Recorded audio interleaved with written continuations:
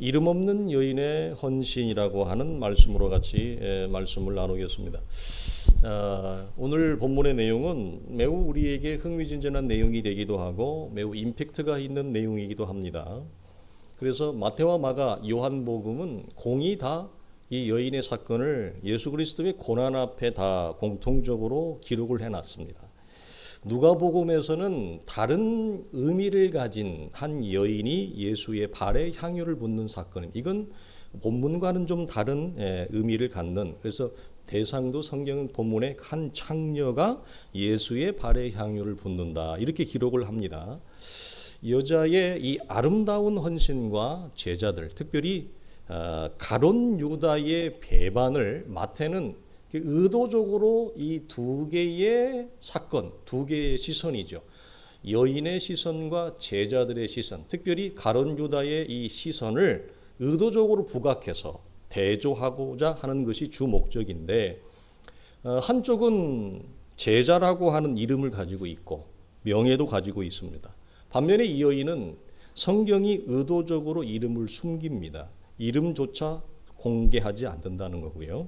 한쪽은 제자라고 하는 다수라고 하는 복수 공동체, 또 다른 한쪽은 단수입니다. 한 개인, 그것도 여자입니다.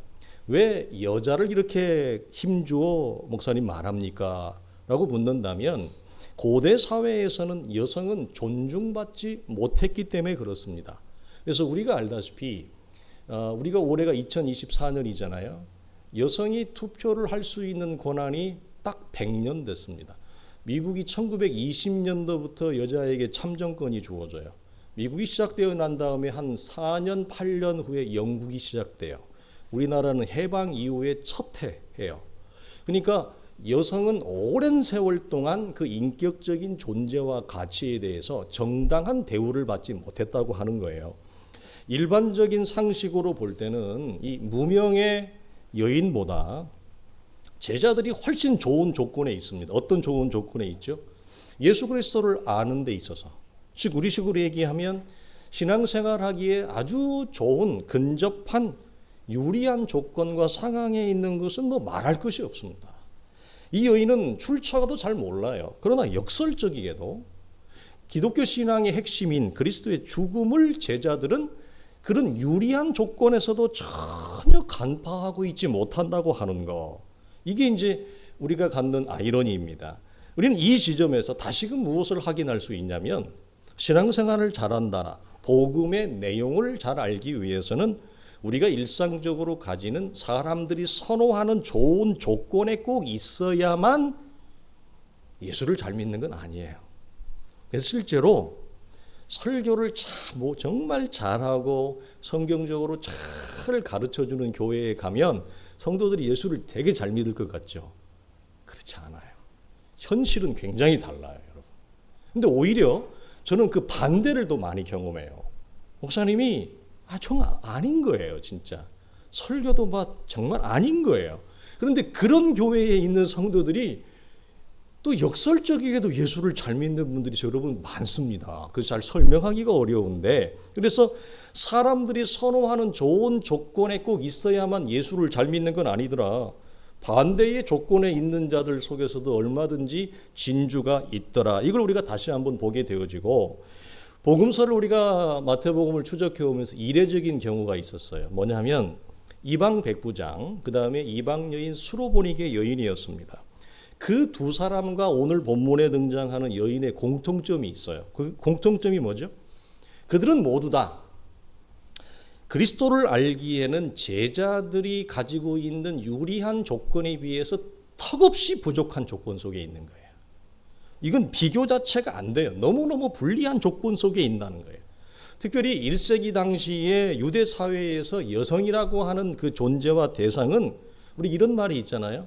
마치 나사렛에서 무슨 선한 것이 나겠느냐. 이건 굉장히 비하적인 그 관용구로 사람들이 썼거든요. 나사렛이라고 하는 지역을 사람들은 굉장히 멸시했어요. 약간 여성은 고대 사회에서는 이런 존재로 비추어졌고 오랫동안 차별의 대상이었습니다. 더군다나 그 사람이 이방인이라 뭐 더 말할 것도 없죠. 그래서 수로보니게 여인과 대화하는 본문에 보면 수로보니게 여인은 사람인데 어떤 동물에 비유하여 그 여성을 표현하지 않습니까? 이처럼 굉장히 그 차별과 폭력적인 학대를 당한 거예요. 그런데 놀라운 것은 그런 여성이 제자들과 비교할 수 없이 그리스도의 죽음을 아는 그 사실에 대하여 간파하고 오늘 향유를 가지고 나왔다고 하는 데에서 우리는 놀라움을 금치 못하는 겁니다. 그래서 저는 오랫동안 고민이었던 것 중에 하나가 오늘 이제 우리가 교회를 일구어가는 시점에서도 제가 그 참 이 절실히 느끼는 것 중에 하나가 뭐냐, 주님이 죽으실 때도 마지막 십자가 밑에서까지 여러분 따라갔던 사람은 누구예요? 남자예요, 여자예요? 여자입니다. 다 버리고 배반하고 떠났을 때도 제자들은 다 버리고 떠났어요. 그런데 그때까지도 끝까지 남았던 사람들도 여성이고, 죽으시고 부활하실 때에도 무덤에 제일 먼저 찾아간 사람들이 누구죠? 큰 소리치고 베드로처럼 호언장담하고 절대로 주에게 이런 일이 미쳐서는 안 됩니다. 이렇게 큰 소리 쳤던 베드로를 위시해서 목소리 큰 사람들은 하나도 없어요. 전부 여자들만 있어요. 그리고 부활하신 것도 여자가 첫 목격을 합니다. 이걸 듣고 이제 제자들이 이제 조금 반응을 하는 것 정도예요. 놀랍지 않습니까? 여러분, 초대교회를 움직인 자들은 보이지 않는 곳에서 주의 교회를 떠받들고 있었던 수없이 많은 무명의 여인들이었습니다. 그러니까 그것은 이 시대에도 보면 눈에 보이는 존재들보다 눈에 보이지 않는 여성들이 주의 교회를 밑에서 떠받치고 있어요. 대단히 여러분 좀 신비롭지 않습니까? 저는 이게 되게 오랫동안 궁금증이었어요. 복음의 비밀을 아는 것은 우리가 일반적으로 예상하는 좋은 사람, 좋은 조건이 아니라 그 반대의 조건과 상황에 있는 사람들이, 특별히 여성이라고 하는 차별과 약간 멸시의 대상에 있던 그 세계 속에 있는 사람들이 오히려 가장 근접해서 예수의 지옥 같은 말씀을 듣는 자들보다 더 잘 이해하고 있더라는 거죠.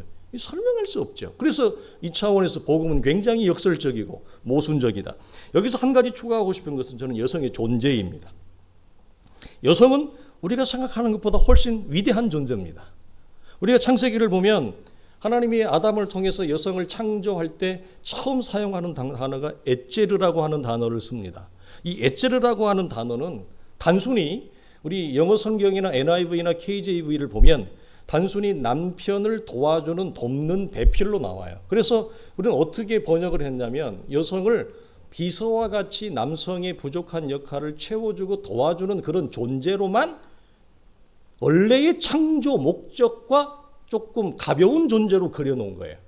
원래 에제르라고 하는 단어는 뜻이 뭐냐면 창조하는 자입니다. 에제르라는 단어가.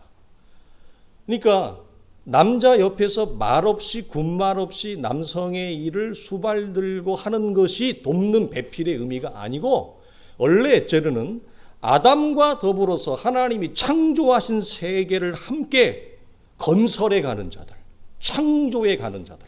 그런데 남자에게 없는 특별한 것이 있어요. 그걸 유일하게 사도 베드로가 그 존재에 대해 설명한 게 베드로 후서에 보면 여자는 생명의 유업을 잇는 하나님으로부터 주어지는 그 생명을 이어갈 자, 창조할 나갈 자, 그 창조를 건설해 나가는 자로 여성의 존재를 굉장히 부각시킨다고 하는 거예요. 저는 이 말씀을 드리고 싶어요. 그래서 현숙한 여인이라고 하는 것은 잠언과 전도서에서도 그냥 말 잘 듣는 여자가 아니에요. 우리는 대단히 과부장적이고 유교적인 그런 짙은 색채를 가지고 있어서 여자는 군말 없이 말 잘 듣고 여자는 여자의 소리가 담장을 넘어가지 않아야 된다 그러는데 그건 여러분 대단히 비성경적인 거고, 여기 현숙한 여인이라는 것은 뭐냐면 주어진 살림을 몇 배로 남기는 자예요. 창조하는 자예요. 건설하는 자예요. 그래서 여자가 성경적 목적과 창조의 원 자리에 있으면 그 여자 때문에 가정이 일어납니다. 살림은 기본적인 단어 뜻이 뭐예요? 살림이. 살림살이를 한다는 게 아니에요. 살림은. 창조한다는 말이에요. 살림이. 그래서 현숙한 여인이 있는 교회는 그 여인들 때문에 교회가 세워집니다. 현숙한 여인이 있는 가정은 그 가정의 건설이 됩니다. 이게 여러분 뭐냐면 하나님이 엣제르라고 하는 단어를 여성을 창조할 때 여성의 창조의 고유한 목적이에요. 그러니까 여러분 이 차원에서 놀라운 거죠. 그래서 우리는 아내를 존귀하게 대해야 되고 그 다음에 동시에 아내는 남편을 존중이 대해야 됩니다. 서로가 서로에게. 두 번째로 우리가 나눌 것은 이 여인이 누구일까? 반절은 마리아일 수도 있고요. 마리아가 아닐 수도 있어요. 그걸 제가 굳이 다 설명할 필요는 없다고 보고 어느 쪽을 택해도 우리에게 주어진 떨어지는 메시지는 동일합니다. 왜냐하면 주님은 여자의 이름을 기억하라고 하신 것이 아니라 이 여인이 행한 아름다운 행실, 행위, 헌신이 기억되리라고 말씀하셨기 때문에 그렇죠. 그래서 이름보다 이 여자의 헌신이 훨씬 더 중요합니다. 여러분 모세의 무덤을 아무도 모릅니다. 모세의 무덤을 누가 감추었죠? 하나님이 감추었습니다. 왜 감추었습니까? 왜 감추었죠? 개혁교회를 일으킨 루터와 칼빈, 특별히 존 칼빈 목사님의 무덤이 존재하지 않습니다. 존 칼빈 목사님은 자신의 무덤을 일부러 감추었습니다. 마치 이수진 장군이 자신의 죽음을 알리지 말라 한 것처럼. 그것은 여러분 순수하게 의도했습니다. 모세나 존 칼빈은 이것은 모두 다 하나님보다 사람 자체에게 집중하고 사람 자체를 높이는 인간 숭배, 사람 자체를 찬양하는 것을 하나님이 막기 위하여 그들의 무덤을 하나님이 의도적으로 숨긴 거예요. 이 여인의 이름도 그와 같은 차원에 있기 때문에 이 차원에서 주님은 내 복음이 전파되는 곳에 이 여자의 이름이 아니라 그녀가 행한 하나님의 나라의 복음의 핵심을 간파하고 그 복음에 아름답게 그 여자가 헌신한 그 행위를 주님은 전파하라고 말씀하신 거죠. 그러면 이 여인이 행한 헌신의 의미는 무엇이냐? 우리가 아는 대로 향유는 여러 용도로 사용되어졌죠. 이스라엘 사회에서. 그러나 향유는 사실은 일반인들이 쓰기에는 접근하기 어려운 값비싼 재료였습니다. 대표적으로 왕의 대관식 그리고 대제사장을 임명하는 임명식 이런 데 썼고 우리가 잘 아는 대로 아리마대 요셉이나 니고데모가 처음에 예수를 믿은 자들이 아니었어요. 그러나 예수를 만남과 동시에 그들의 삶이 바뀌어지고 주님이 죽으신 후에 그들이 향유를 가지고 가서 엄청난 향유를 가지고 가서 주님의 시신을 장례하는데 그 향유를 다 들어붓습니다. 엄청난 값어치입니다. 이 가치는 고대 사회에서 향유는. 그래서 대표적인 이 향유를 머리에 붓는다는 것은 어떤 의미를 가지고 있어요? 예수 그리스도의 왕되심을 갖는 거예요. 그러니까 여기에서 특별히 여인이 향유를 깨서 어디에 붓느냐, 발에 붓는 게 아니라 머리에 들어부어요. 머리에 들어붓는다는 것은 제자들은 예수를 따르고 있지만 예수 그리스도의 메시아 되심, 왕 되심에 대하여 별로 간파하고 있지 못합니다. 그들은 인식하고 있지 못합니다. 그러나 갑자기 이름조차 없는 무명의 여인이 튀어나와서 예수 그리스도의 왕 되심을 엄청나게 값비싼 향유를 동원하여 그는 표현하고 있는 거예요. 그리고 동시에 메시아의 장례, 죽음을 준비하고 있죠. 왜? 앞에서 주님이 이제 내가 때가 되어서 유월절 때가 이르러 나의 죽음을 주님이 말씀하셨잖아요. 재미있는 것은 제자들은 예수의 말씀을 들어도 다 본인이 이해하고 싶은 식으로 이해를 합니다. 주님이 죽음을 얘기하는데 제자들은 뭐라고 얘기해요? 주님, 죽으시면 안 됩니다. 자기 상황에 맞게 자기 이해에 맞게 말씀을 자기가 편리하게 바꾸고 주님은 죽어야 된다라고 말씀하시는데도 제자들은 그것에 대해서 별로 공감하고 있지 못해요. 주님은 이 여인의 헌신에 대해서 이렇게 얘기합니다. 그가 내게 좋은 일을 하였다. 칼로스라고 하는 이 단어를 쓰는데 이게 뭐냐면 이 여인의 헌신이 지극히 아름답다 이 말을 하는 거예요. 이 여인이 놀랍다 이 말을 하는 거예요. 왜? 제자들은 간파하고 있지 못하니까. 그래서 제자 중에 그 누구도 예수의 길, 예수가 걸어가시는 순환과 죽음에 대해서 동참하거나 참여하지 못하고 있습니다. 왜? 들려야 참여를 하죠. 들리지 않으니까 참여하지 못하는 거예요. 제자들은 전혀 주님이 걸어가시는 그 길에 대하여 공감하고 있지 못해요. 사실은 액면 그대로 말하자면 제자들은 예수를 통해 이스라엘이 해방되어지고 독립되어지면 개국공신으로서 한 자리씩을 기대하고 소망하고 있었어요. 훗날 제자들이 예수를 다 버린 이유는 뭡니까? 왜 버렸죠? 소망이 끊어졌기 때문에. 그런데 어떤 소망이 끊어진 거예요? 예수를 통해서 자기가 기대했던 한 자리, 한 몫이 단절된 겁니다. 끊어진 겁니다. 그래서 제자들이 예수의 죽음을 그렇게 말립니다. 그것은 주님을 위하여서 말린 거예요? 아니면 자신의 기대와 욕심과 소망을 채우기 위해서 말린 거예요? 후자죠. 그래서 이 차원에서 공감하고 있지 못하고, 가룟 유다는 다른 11명의 제자보다 좀 더 빠르게, 그리고 좀 더 악한 방법으로 예수를 버리는 방법을 택할 뿐입니다. 오늘 본문을 보면 중반에 나오는 제자들이나 마지막에 나오는 가룟 유다나 어떤 점이 공통점이냐면 예수의 죽음에 대해서 전혀 공감하고 있지 못해요. 이 차원에서.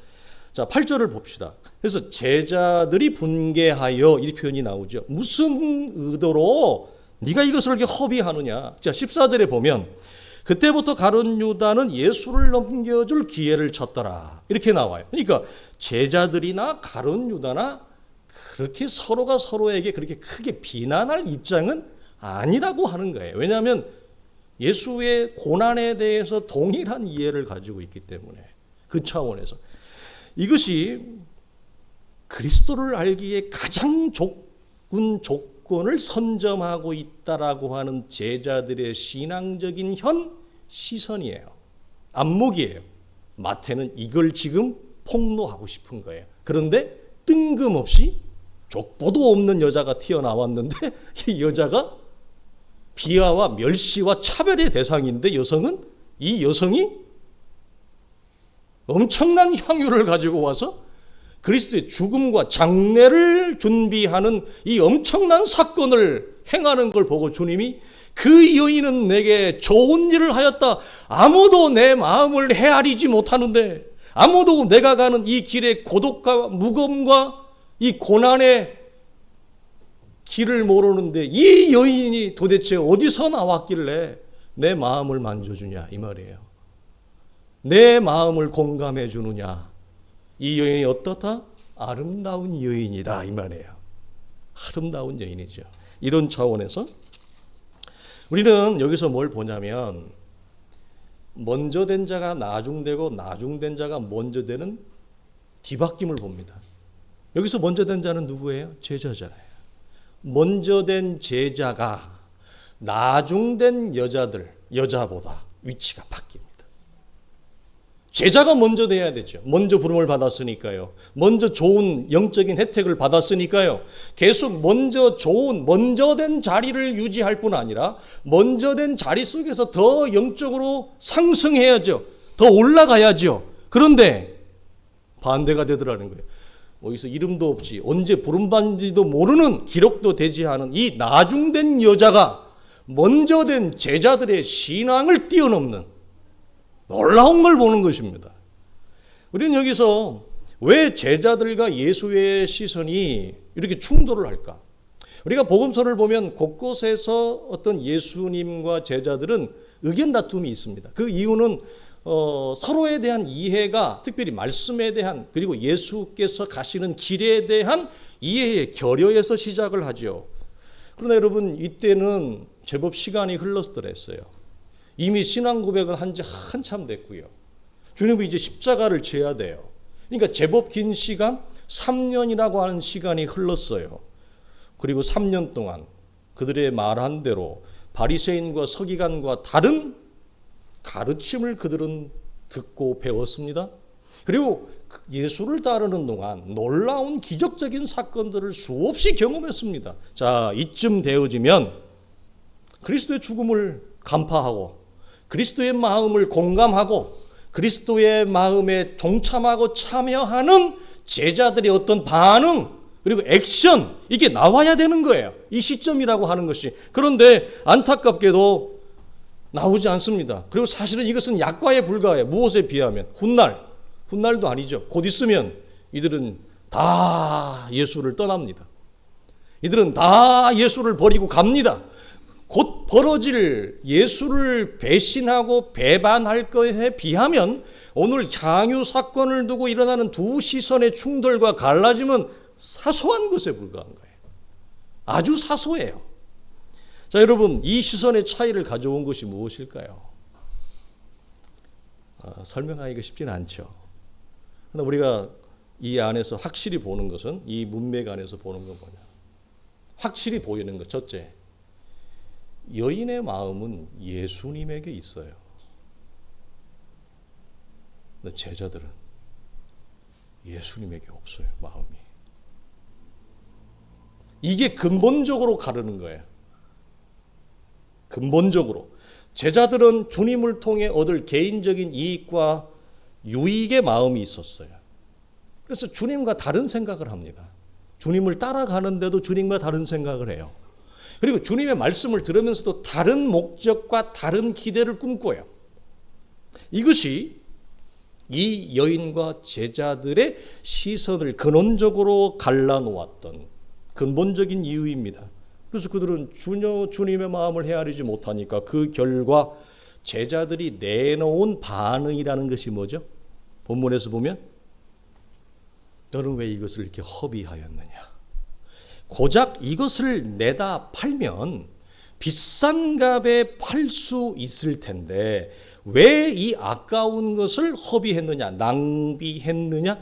고작 한다는 반응이, 고작 나온다는 반응이 그 여인의 헌신을 무엇으로 퉁쳐요? 무엇으로 받아들여요? 무엇으로 수용해요? 돈으로. 손익 계산으로 작동하는 거예요.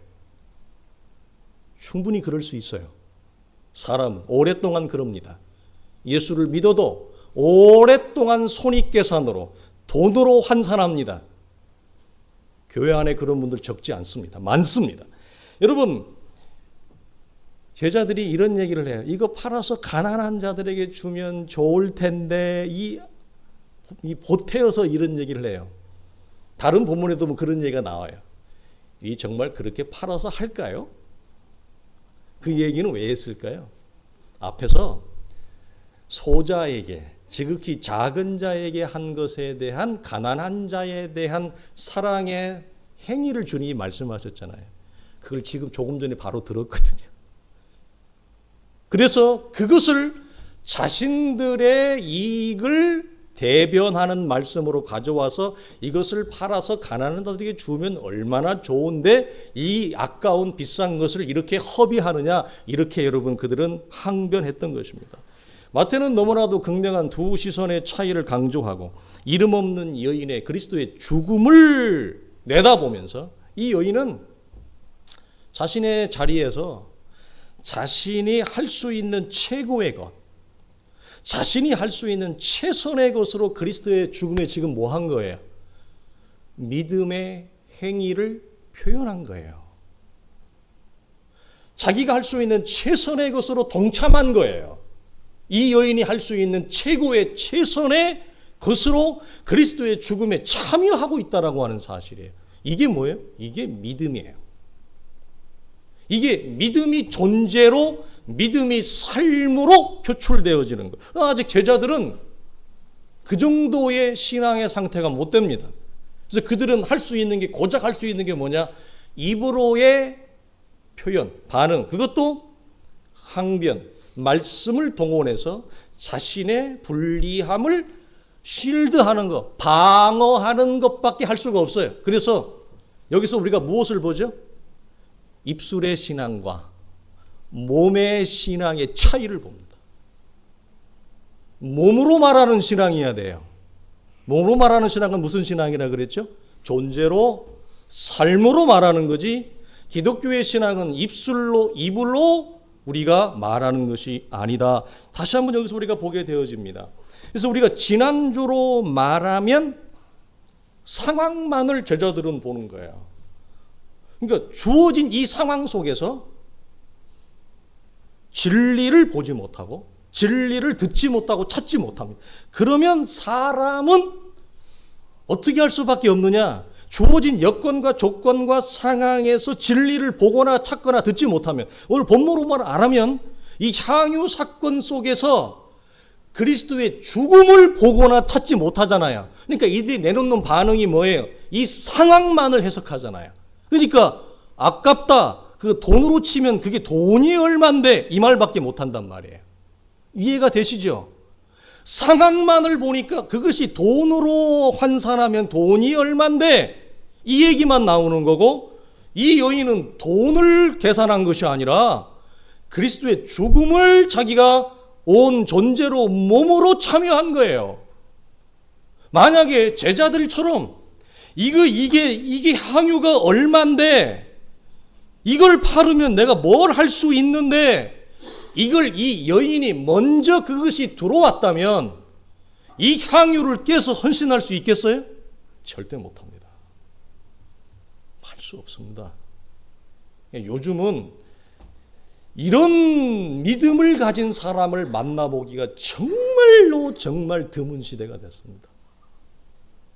그래서 사람은 이렇게 안 되면 무엇만을 쫓아갈 수밖에 없어요. 항상 상황만을 쫓아갈 수밖에 없죠. 그건 당연한 거죠. 사람이라는 구조는. 그러면 보이는 조건과 상황을 쫓아갈 수밖에 없어요. 그러면 지난주에 나누었듯이 상황은 상황을 따라가라고 하나님이 주신 것이 아니라 그 상황 속에서 하나님이 담아놓은 이 본문으로 말하면 그리스도의 죽음이라고 하는 복음의 비밀, 복음의 내용, 진리를 우리가 발견하여 그 죽음 앞에 내가 할 수 있는 이 여인이 참여한 존재의 참여, 몸의 참여, 삶의 참여를 하나님은 우리에게 그걸 기대하는 거예요.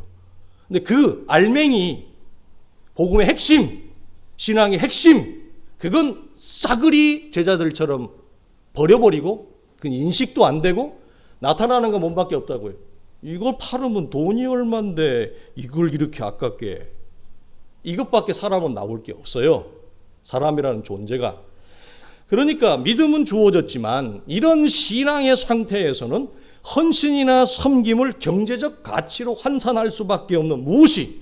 강력한 육체적 본성, 강력한 육체의 본성이 작동하게 되어지는 겁니다.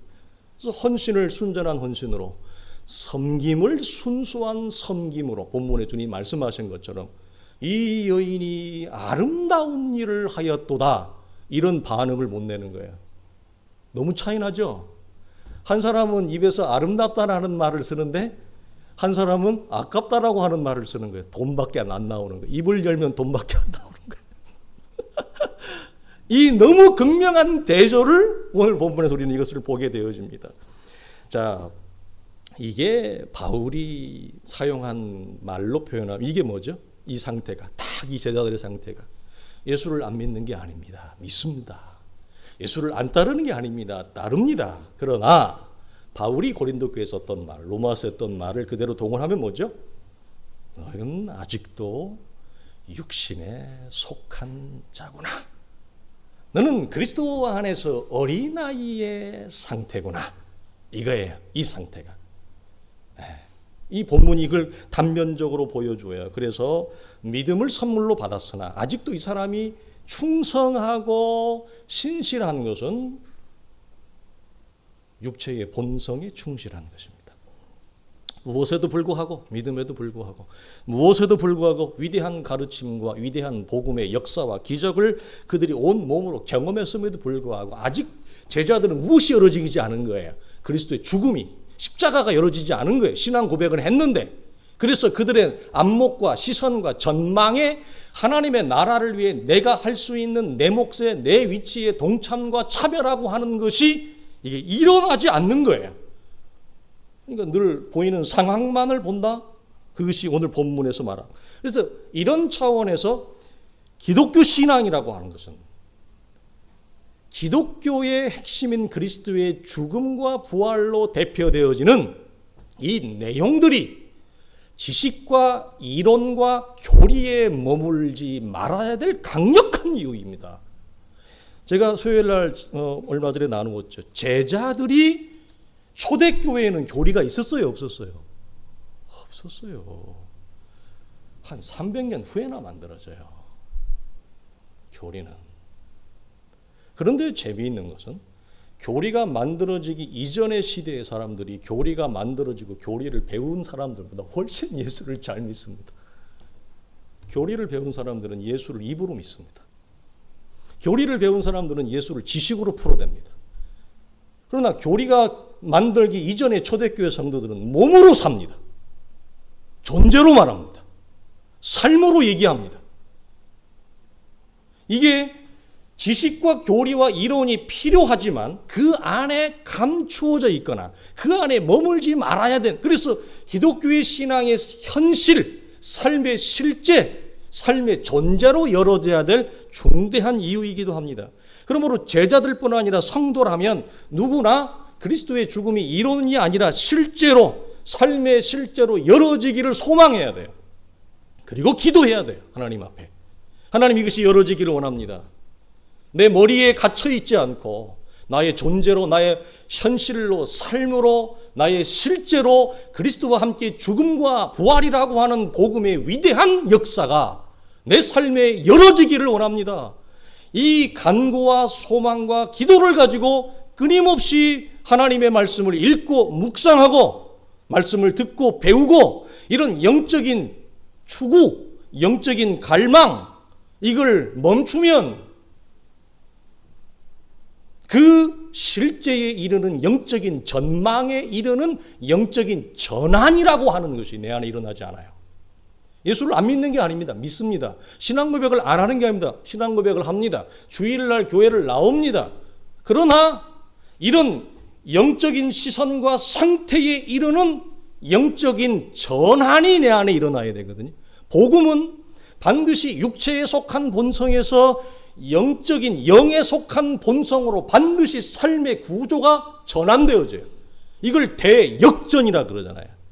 위대한 역전이 내 안에 반드시 일어나요. 그래서 육체의 본성에 계속 갇혀서 거기에 순종하고 거기에 충성할 수 없어요.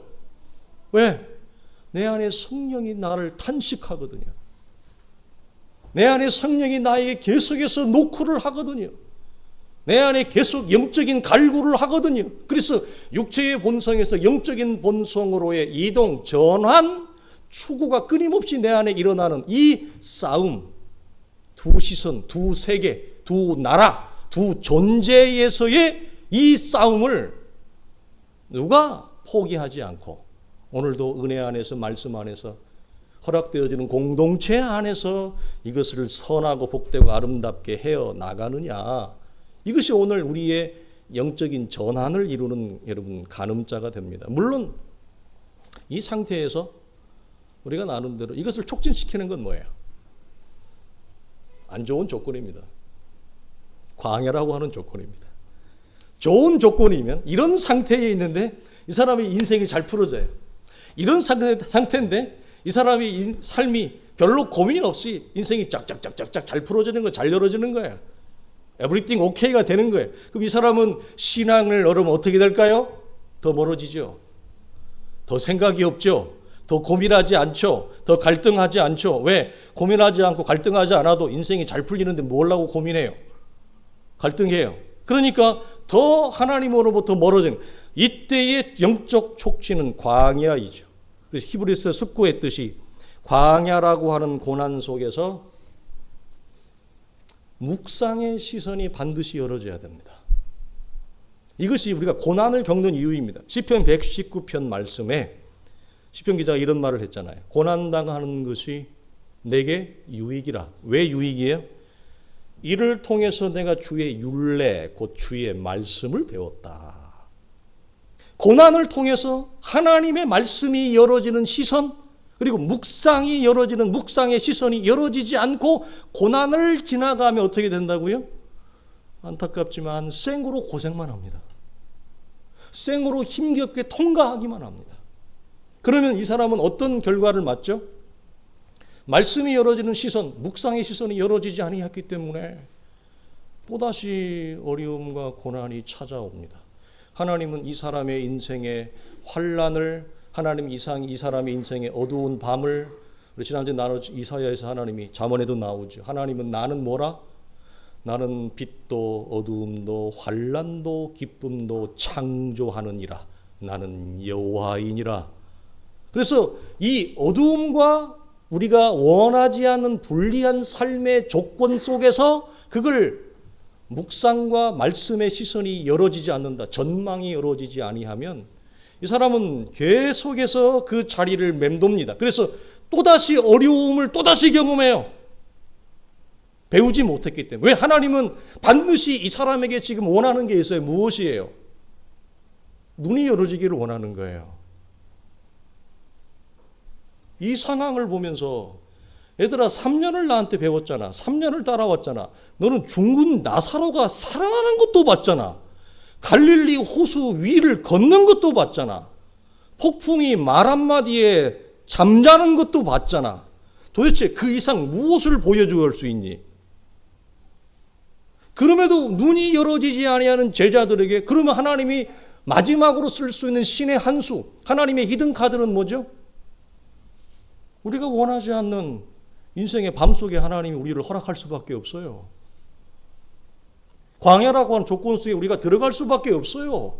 그래서 하나님은 그 힘겨운 숨쉬기도 어려운 그 조건 속에서 영원한 우리의 구원자이시고 영원한 우리의 창조자이신 그 하나님에 대한 이 영적인 안목과 시선이 확 열어지기를 하나님은 오늘도 나에게 그 일에 신실하신 거예요. 그 일에 하나님 되심을 포기하지 않는 거죠.